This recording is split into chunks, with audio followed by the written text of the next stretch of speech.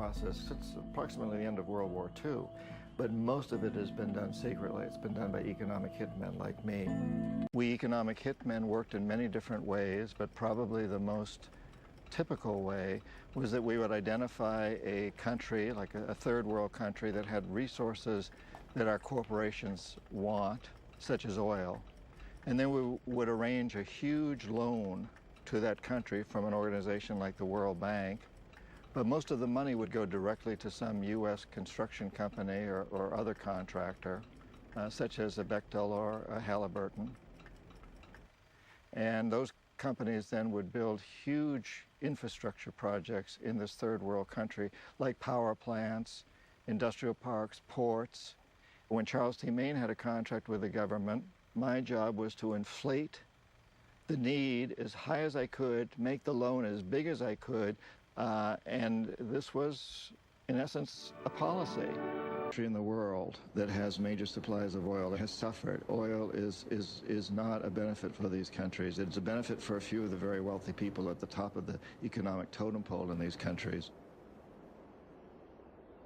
You know, the whole theory of development lending is you borrow money from the World Bank, and but then you'll invest in this wonderful dam or adopt these wonderful policies which will promote economic growth, which will easily pay back the loan and then more, so it's a good investment. But of course, this development lending doesn't work out.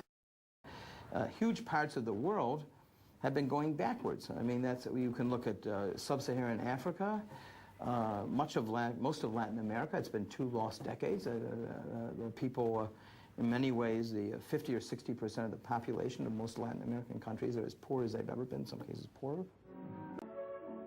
In every one of these cities, you're probably going to find skyscrapers, and you're going to find a lot more people driving Mercedes-Benzes. But if you go into the poor sections, you're going to find it overwhelmingly worse in much more numbers.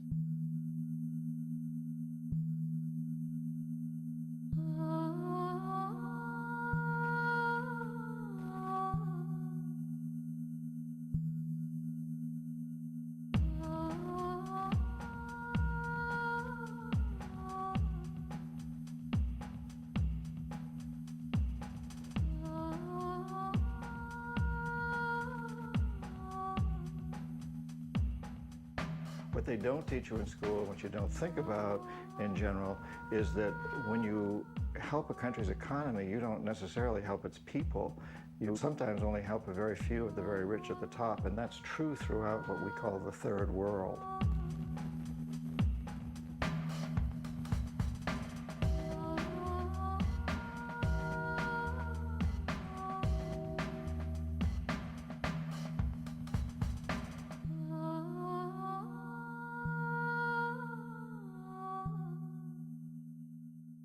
Identificamos un país que tiene recursos nuestras corporaciones desean.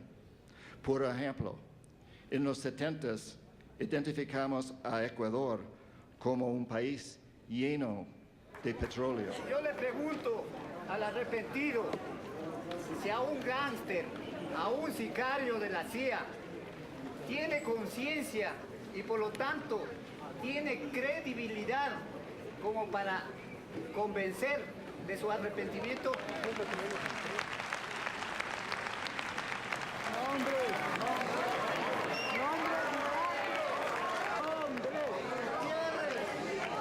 Nombres y datos concretos.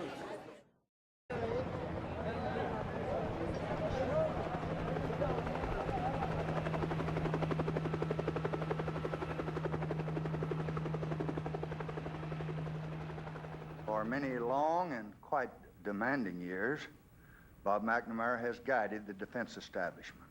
He has helped to give America the most efficient military strength in its history.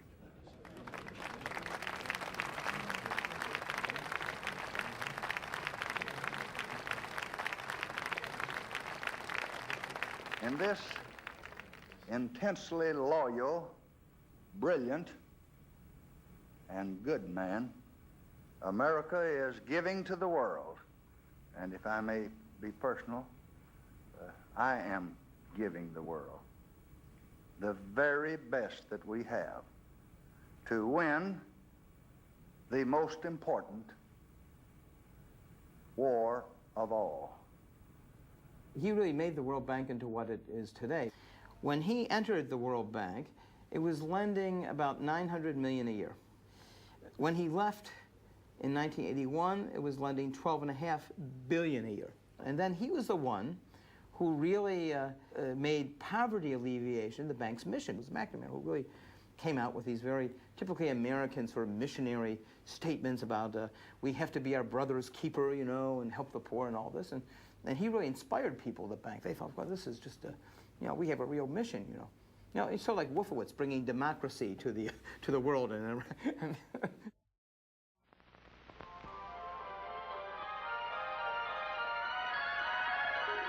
You are about to know the thrill of seeing that which has never been seen before. You're about to enter a beautiful, exciting, wonderful new world. For the first time in history, you'll see not one, not two,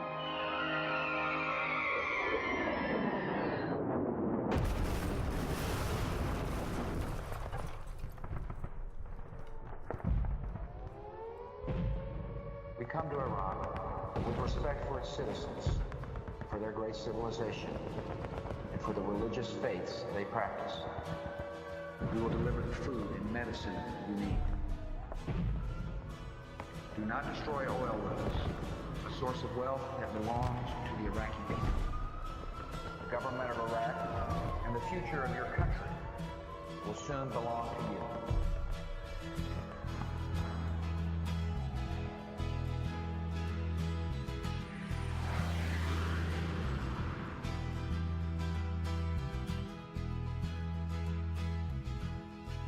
We provided Saddam Hussein with a great deal of money and weapons. In fact, we brought Saddam Hussein into power.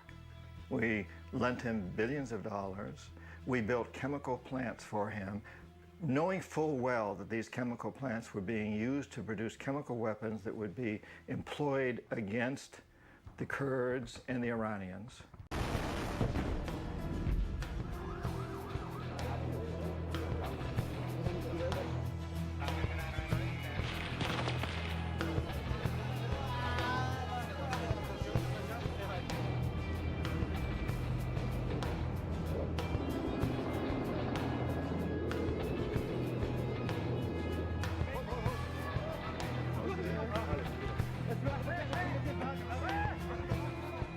So we sent in the military, and we did take him out.